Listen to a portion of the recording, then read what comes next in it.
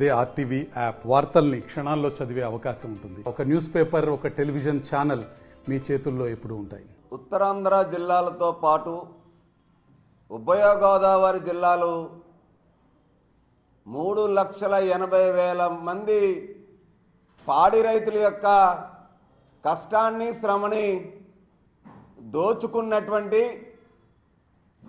ఆడారి ఆనంద్ ఎవరైతే విశాఖ డైరీ చైర్మన్గా వ్యవహరిస్తున్నటువంటి ఆడారి ఆనంద్ ఎవరైతే ఉన్నారో ఆడారి ఆనంద్ రాజీనామా వైఎస్ఆర్ కాంగ్రెస్ పార్టీ చేశారని చెప్పి ఆయనతో పాటు 12 మంది విశాఖ డైరీ డైరెక్టర్లు రాజీనామా చేశారని చెప్పి నిన్న ఏదైతే ప్రకటించారో రాజీనామా చేయాల్సింది ఆడారి ఆనంద్ విశాఖ డైరీ డైరెక్టర్లు 12 మంది వైఎస్ఆర్ కాంగ్రెస్ పార్టీ కాదు.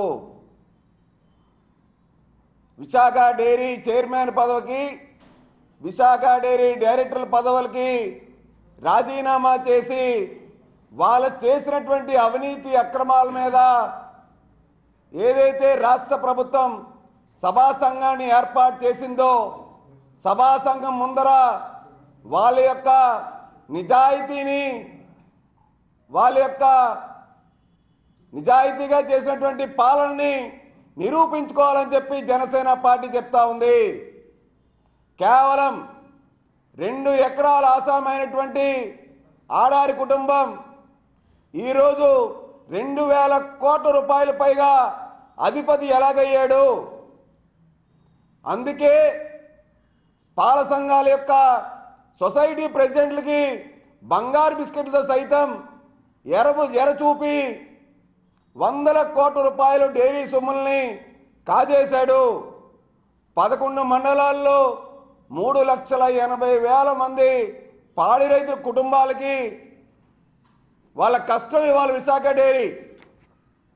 ఒక్క రైతు కుటుంబం కూడా ఇవాళ విశాఖ డైరీ పాడి రైతులు ఎవరైతే ఉన్నారో ఒక్క కుటుంబం కూడా అభివృద్ధి కానీ ఆడారి కుటుంబం అంచెలంచెలుగా అంతకంతగా కోటాను కోట్ల రూపాయలకు పడగలు అలాగెత్తింది.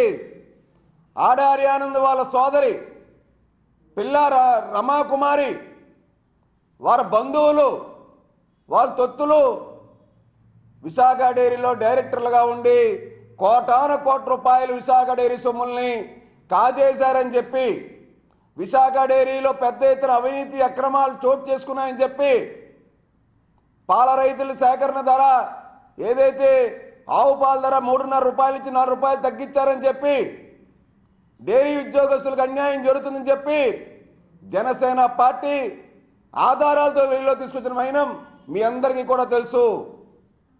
ఇవన్నీ చూసిన తర్వాత ఏదైతే విశాఖ డైరీలో జరుగుతున్నటువంటి అవకతవకలపై విశాఖలో ఉన్నటువంటి విశాఖ జిల్లాకు చెందినటువంటి పెద్ద ఆయన ఈ రాష్ట్ర శాసనసభాపతి శ్రీ చింతకాల అయ్యన్న పాత్రుడు గారు స్పందించి రైతుల తరపున మీరు అండగా నిలబడండి రాజకీయ పార్టీలకు అతీతంగా అని చెప్పి పిలుపునిచ్చారు.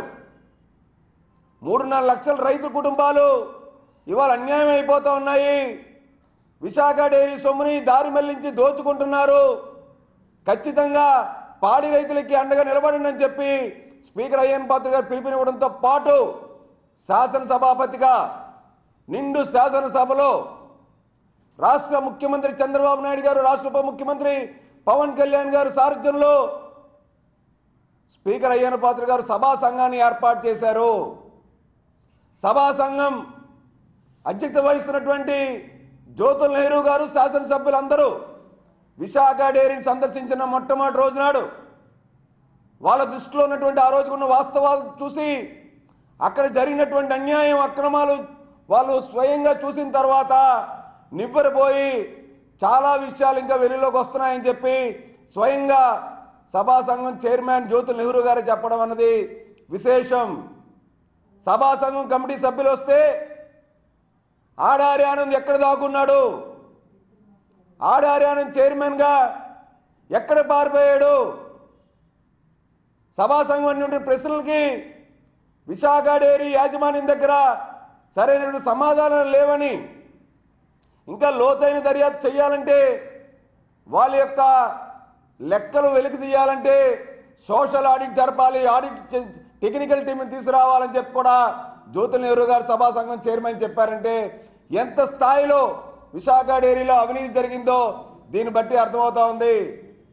ఆడారి ఆనంద్ వాళ్ళ భార్య ఎవరైతే ఆడారి మాలతి ఉన్నారో ఆమె పేరు మీద హైదరాబాద్లో Visakha milk producers private limited పేరుతో ఒక కంపెనీని ఏర్పాటు చేసి ప్రతిరోజు ఇక్కడి నుంచి కొన్ని వేల లీటర్ల విశాఖ డైరీ పాలని అక్కడ తరలించి అక్రమంగా అమ్ముకున్న మాట వాస్తవం కాదా? ఎవరైతే ఈ పిల్ల రమాకుమారి ఆడారి ఆనంద్ యొక్క సోదరి యొక్క కూతురు ఎవరైతే ఉన్నారో ఆ కూతురి భర్త సతీష్ అనేటువంటి వ్యక్తి రాయల్ ఐస్ క్రీమ్ పేరుతో ఇక్కడ విశాఖలోని అక్రమంగా దేవస్థానం భూమిని కబ్జా చేసి వ్యాపారం సాగిస్తున్న మాట వాస్తవం కాదా?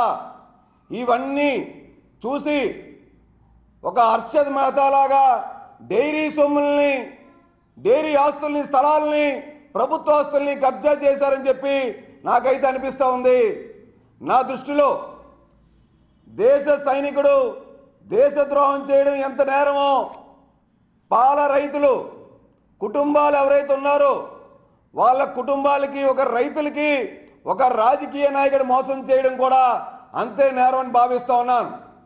ఆడారి ఆనంద్ ఒక రాజకీయ ఊసరవల్లి 2019 ఎన్నికల్లో తెలుగుదేశం పార్టీ తరఫున పోటీ చేసి వైఎస్ఆర్ కాంగ్రెస్ పార్టీ అధికారంలోకి రాగానే జగన్మోహన్ రెడ్డి నేతృత్వంలో విశాఖ డైరీని తాకట్టు పెట్టేసి తన రాజకీయ అవసరాల కోసం, తన చేస్తున్న దోపిడీకి, తన డైరెక్టర్లు చేస్తున్నటువంటి దోపిడీకి, తన కుటుంబం చేస్తున్న దోపిడీకి బయటికి రాకుండా కప్పిపుచ్చుకోవడం కోసం జగన్మోహన్ రెడ్డి కాళ్ళ దగ్గర 3.5 లక్షల రైతు కుటుంబాల జీవితాలని పణంగా పెట్టినటువంటి దుర్మార్గమైన వ్యక్తి ఆడారి ఆనంద్. ఇదే ఆడారి ఆనంద్ మళ్ళీ ఇప్పుడు రాజీనామా చేసి ఎక్కడైనా దేశ చరిత్రలో ఒక పాల డైరీ చైర్మన్, డైరెక్టర్లు 12 మంది ఏకకాలంలో ఒకే పార్టీకి రాజీనామా చేసిన దాఖలాలు ఎక్కడైనా ఉన్నాయా? అంటే అది రాజకీయ పార్టీకి సంబంధించినటువంటి డైరీయా? పాడి రైతుల కష్టంతో రూపొందించినటువంటి డైరీయా? ప్రజల కోసం, లేదంటే డైరీ యొక్క స్వలాభం కోసం, డైరీ ఆస్తులు పరిరక్షించడం కోసం వీరు చేసినటువంటి పని? కేవలం ఆడారి ఆనంద్ 12 మంది డైరెక్టర్లు వైసీపీకి రాజీనామా చేశారంటే ఇక్కడే అర్థమవుతూ ఉంది. సభా సంఘం కూటమి ప్రభుత్వం ఏదైతే ఏర్పాటు చేసిందో, ఎక్కడైతే వాస్తవాలు ఇవాళ వెలుగులోకి వస్తూ ఉన్నాయో, వీళ్ళు చేసినటువంటి కోటాను కోట్ల రూపాయలు ప్రభుత్వ భూముల కబ్జాలు ఏవైతే ఉన్నాయో, వీళ్ళు దారి మళ్లించినటువంటి నిధులు ఏవైతే ఉన్నాయో, ఆడారి కుటుంబం దోచుకున్నటువంటి కోట్ల రూపాయల సంపద ఏదైతే, పాడి రైతుల సొమ్ము ఏదైతే ఉందో, ఎక్కడైతే ఇప్పుడు బయటపడతాయని చెప్పే ఉద్దేశంతో ఇవాళ వైసీపీకి రాజీనామా చేశారు. నిజంగా చిత్తశుద్ధి ఉంటే ఆడారి ఆనంద్ విశాఖ డైరీ చైర్మన్ పదవికి రాజీనామా చేయాలి. పిల్ల రమాకుమారి డైరెక్టర్ పదవితో పాటు యలమంచిలి చైర్పర్సన్గా ఉన్నారనుకుంటా నేను. యలమంచిలి చైర్పర్సన్గా ఎందుకు పిల్ల రమాకుమారి రాజీనామా ఎందుకు చేయలేదు? రాజకీయ పార్టీలన్నీ జాగ్రత్తగా ఉండాలి. ఇలాంటి వ్యక్తుల్ని రాజకీయాలు, ఇలాంటి వ్యక్తులు కనుక చేస్తుంటే రాజకీయాలని మలినం చేస్తారు. ఒక్కసారి విశాఖలో మీరు గమనిస్తే ఆడారి ఆనంద్ రాజకీయాల్లో ఏ విధంగా డైరీ సొమ్ముల్ని తన కుతంత్రాలతో, తన కుట్రలతో ఏ విధంగా దోచేశారో దీన్ని బట్టి అర్థం చేసుకోవచ్చు. 2014, 2019 ఎన్నికల్లో మాడుగుల నియోజకవర్గంతో పాటు యలమంచిలి నియోజకవర్గంలో కానీ, నర్సీపట్నంలో కానీ ఆడారి ఆనంద్ ఏ విధంగా తెలుగుదేశం పార్టీకి వెన్నుపోట్లు పొడిచాడో ఇప్పటికైనా సరే గుర్తెరగాలి. అందుకే ఆడారి ఆనంద్ చెప్తా ఉన్నా, పార్టీలు మారడం కాదు, బుద్ధి మారాలి. నీకు, నీ కుటుంబానికి ఇంత హోదా ఇచ్చినటువంటి రైతులకు మేలు చేయాలి అని ఆలోచన రావాలి. రాజకీయాలకు రైతుల కష్టాన్ని తాకట్టు పెట్టద్దు ఆడారి ఆనంద్. ముందే చెప్తున్నా, తప్పు చేసిన వాళ్ళు తన వాళ్ళైనా చర్యలు తీసుకునే నైజం పవన్ కళ్యాణ్ గారిది. కనుక ఆడారి కుటుంబంపై ఏదైతే సభా సంఘం ఏదైతే రాష్ట్ర ప్రభుత్వం ఏర్పాటు చేసిందో విశాఖ డైరీ యొక్క వ్యవహారాల మీద పూర్తి స్థాయిలో నివేదిక వచ్చిన తర్వాత ఖచ్చితంగా న్యాయ పోరాటం చేస్తాము. రాజకీయ పార్టీల కన్నా రైతుల యొక్క కష్టం, రైతుల యొక్క భవిష్యత్తు, రైతు కుటుంబాల గురించి ఆలోచించే పార్టీలు ఇవాళ తెలుగుదేశం, జనసేన, బీజేపీ పార్టీలది. ఇవాళ అధికారంలో ఉన్న పార్టీలకి మారిపోతే ఆడారి ఆనందం చేసేటువంటి అకృత్యాలు ఏవైతే ఉన్నాయో, దోపిడీ ఏదైతే ఉందో వాటిలన్నింటినీ కూడా రూపుమాపుతారని చెప్పి అనుకోవడం ఇది ఆడారి యొక్క నిరంకుశత వైఖరి నిదర్శనం. ఇది ఆడారి ఆనంద్ ఏదైతే ఏపీ డైరీ డెవలప్మెంట్ ఫెడరేషన్ భూములు ఏవైతే ఉన్నాయో, చిన్నగదుల్లో 7 ఎకరాలు 96 సెంట్లు కానీ, మిందిలో 3 ఎకరాలు కానీ, సర్పవరం జంక్షన్ కాకినాడ దగ్గర ₹1,00,00,000 చేసేటువంటి డైరీ భూములు కానీ, విజయనగరం శ్రీకాకుళం జిల్లాలో ఉన్న డైరీ భూములు కానీ, తునిలో హైవే మీద ఉన్నటువంటి డైరీ భూములు కానీ అన్నీ కూడా విశాఖ డైరీ భూములు ఏవైతే ఏపీ డైరీ డెవలప్మెంట్ ఫెడరేషన్ భూములు ఏవైతే ఉన్నాయో ఇవన్నీ కూడా ప్రభుత్వానికి అప్పచెప్పాలి. ఇవన్నీ కూడా ఆడారి కుటుంబం, ఆడారి డైరెక్టర్లు కబ్జా చేశారు. ఇవాళ ఆడారి ఆనంద్తో పాటు డైరెక్టర్ల పైన కూడా ఎవరైతే దోచుకుతున్నారో అడ్డగోలుగా వీళ్ళందరి మీద కూడా సిబిఐ విచారణ జరిపించాలని చెప్పి డిమాండ్ చేస్తా ఉన్నాము. ఇప్పటికైనా చిత్తశుద్ధి ఉంటే ఆడారి ఆనంద్ తన విశాఖ డైరీ చైర్మన్ పదవికి రాజీనామా చేసి బోర్డు డైరెక్టర్ ఉన్నటువంటి 12 మంది డైరీ సొమ్ములు దోచుకున్నటువంటి 12 మంది డైరెక్టర్లు కూడా వాళ్ళ పదవులకి డైరెక్టర్ పదవులకి రాజీనామా చేసి వాళ్ళు ఏదైతే సభా సంఘం కమిటీ ముందర హాజరయ్యి వాళ్ళ చిత్తశుద్ధిని నిరూపించుకోవాలని చెప్పి మేము డిమాండ్ చేస్తూ ఉన్నాము. ఖచ్చితంగా విశాఖ డైరీ అవినీతి అక్రమాలపై, రైతులు జరిగిన అన్యాయంపై నిత్యం కూడా పోరాడుతూ ఉంటాము.